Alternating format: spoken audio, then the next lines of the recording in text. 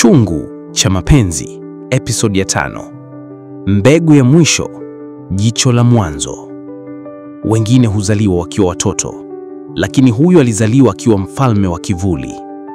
Kabla ya jua kuchomoza, baada ya mwanga kutoka kwa Zena kuyeyusha kivuli cha Dula, mtoto alianguka usingizi mzito. Lakini alipovuta pumzi ya 4, dari ya nyumba ilianza kupata mipasuko midogo. Hashim alitazama kwa mashaka. Zena, mtoto huyu, kuna kitu bado kiko ndani yake. Sio Dula, lakini pia sio kawaida. Zena akamwambia kwa sauti dhaifu. Nilimuita kwa jina, lakini moyo wake haukunitikia kama mama. Ni kama anatoka mbali zaidi. Ndoto ya mwanao ni ndoto ya ukoo. Usiku uliofuata, Zena alitumbukia kwenye ndoto ya kutisha. Alikuwa jangwani, akiwa amevaa mavazi meupe yaliyoloa damu. Mtoto wake alikuwa kasimama mbali, akiwa amevaa taji la miba. Nyuma yake kulikuwa na wanawake 12 waliolia kimya kimya, huku macho yao yakimwaga maji meusi. Mtoto akasema, kuna koo 12 ndani yangu. Wewe umenipa maisha, lakini wao watanipa sababu ya kuishi. Zena alijaribu kumkimbilia, lakini ardhi ilipasuka na nyoka wakamzunguka. Agano la kale linazinduliwa. Asubuhi yake, Mama Fatuma alimkutanisha Hashim na Bi Mwajuma, kisha akasema kwa sauti ya kuhema, kuna kitu sikuwahi kuambia. Zena si binti wa kawaida. Alizaliwa na alama ya mzunguko wa damu mgongoni. Mwaka aliozaliwa nyota 3 ziliwaka mchana. Bi Mwajuma akatabasamu kwa huzuni. Kicho ni kizazi cha mchukuaji roho, lakini mara moja tu kwa karne, mmoja wao huzaliwa na uwezo wa kuchagua. Kuvuli kimerudi sasa kwa jina mpya. Mtoto wa Zena alianza kuonyesha ishara za kutisha. Saa 9 usiku, alitembea akiwa amelala, akachora michoro ya ajabu ukutani kwa kutumia mate na mchanga. Alisema, babu yangu hajarudi. Hashimu alijua jinsi ya kufunga kivuli, lakini sio kuua mizizi. Hashimu alichukua kioo cha shaba tena, kikiangalia kama zamani. Sura mpya iliibuka, sura ya msichana wa miaka 8. Hashim, mimi ni dada yako mliyenisahau. Nilizaliwa kabla ya Zena. Nilichukuliwa na Dula kwa agano la kwanza. Lakini sasa nataka kusaidia. Hashimu akasema kwa mashangao. Wewe? Lakini tulikuwa wawili tu. Sauti kamjibu. Ndio maana ukoo wenu umevunjika kwa nusu. Sasa tumekamili. Ni wakati wa kuchagua. Bidla, mtoto wa Zena, aliangalia Bareka. Ni ukoo. Alizaliwa nini? Lakini alishangaa. Zena alimwambia kwa Hashimu kwa machozi, sitaki huyu mtoto awe silaha ya kivuli, lakini pia siwezi kumuua. Nifanye nini? Hashimu akamkabidhi hirizi ya damu. Mfunge kwa jina la kizazi chako, si la Dula. Ikiwezekana mpe jina mpya. Zena akamuita mtoto wake Maalim Nuru. Mtoto akalia kwa mara ya kwanza, si kwa sauti ya giza, bali ya mtoto wa kawaida.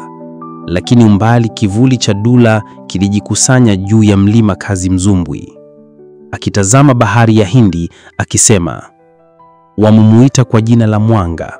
Sasa nitamvua kabisa giza lake. Wakati mwingine giza haliji kwa kelele, linatembea kama kivuli cha mama. Kimbunga cha bahari ya Hindi. Usiku wa tarehe 13, upepo wa bahari ya Hindi uligeuka kuwa kimbunga cha ajabu kilichozunguka kisiwa cha Bongoyo. Wavuvi walisema waliona mwanamke akitembea juu ya maji akiwa amefunika kichwa kwa kaniki na macho yake yakitoa mwanga wa kijani. Alikuwa mama wa Dula. Alisema kwa lugha ya kale, mwili wa mwanangu umebeba joto la miaka. Nuru mliompa mtoto wenu haiwezi kung'aa katika mwili wenye moto. Zena alipata maumivu ya moto wa ndani. Zena alianza kupata homa kali isiyo ya kawaida. Mwili wake ulianza kuunguza mtanda hadi gotaro likaungua polepole kutoka ndani. Mama Fatuma akasema kwa uoga, hii si homa ya kawaida.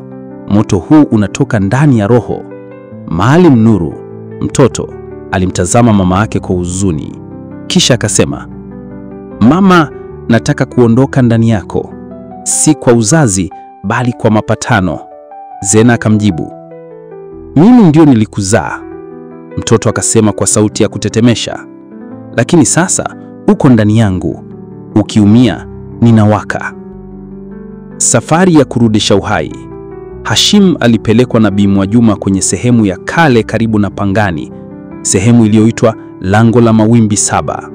Hapa ndipo roho za watoto waliokataliwa hutupwa, lakini pia hapa roho ya kweli inaweza kutenganishwa na mzizi wa kishetani.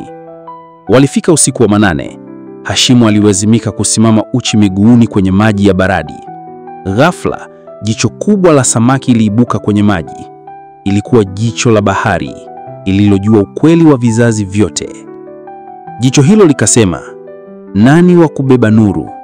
Aliyebeba giza au aliyezaliwa nje ya agano?" Hashimu akasema, "Nuru si mzigo, ni mwaliko wa kuanza upya." Kivuli kinashambulia. Dar es Salaam, mlango wa nyumba ya Zena ulilipuka bila kuguswa. Mama wa Dula alitokea, macho yake yakitoa miale ya kijani iliyozungukwa na mapepe ya moshi. "Mlicho nacho si mtoto, ni mlango wa jehanamu." Akamkuta Zena akiugulia kitandani akiwa amemshikilia Maalim Nuru. "Umechelewa mwanangu, baa anaanza kuamka." Maalim Nuru akasimama taratibu akamwambia mama wa Dula, "Huwezi kuniita mwanangu kwa jina la giza. Mimi ni nuru wa mama yangu." Akatandika kiganja kwa juu ya hewa. Mwanga wa meupe ulianza kumzunguka. Mwanga wa kweli unazaliwa. Katika sekunde za mwisho, Zena alijikaza na kusema maneno ya kale aliyojifunza toka kwa mama Fatuma. "Kwa jina la damu yangu, si la ukoo wako, na kuachilia mwanangu, uwe na chaguo, si minyiro." Miale ya mwanga ikamzunguka Maalim Nuru. Macho yake yakabadilika, yakawa ya kawaida kwa mara ya kwanza. Mama wa Dula akasema kwa hasira, "Nimempoteza mwanangu, lakini sasa nitamchukua mtoto wako." Zikazuka ishara kale ukutani. Moto na maji yakaanza kuchanganyika. Mwisho wa episodi ya 5. Je, Maalim Nuru ataweza kujinasua kikamilifu kutoka kwa ukoo wa Dula? Mama wa Dula atarudi kwa nguvu zaidi, au huu ndio mwisho wake? Hashim, je, safari yake ya kiroho imefanikiwa au ametumbukia kwenye mtego mwingine? Like, comment na kusubscribe kwa East Empires ili usikose episode ya 6, mwanzo wa mwisho, mwisho wa mwanzo, ambapo ukweli kuhusu agano la kizazi, mtoto wa kale na dhamira ya Maalim Nuru utafichuliwa.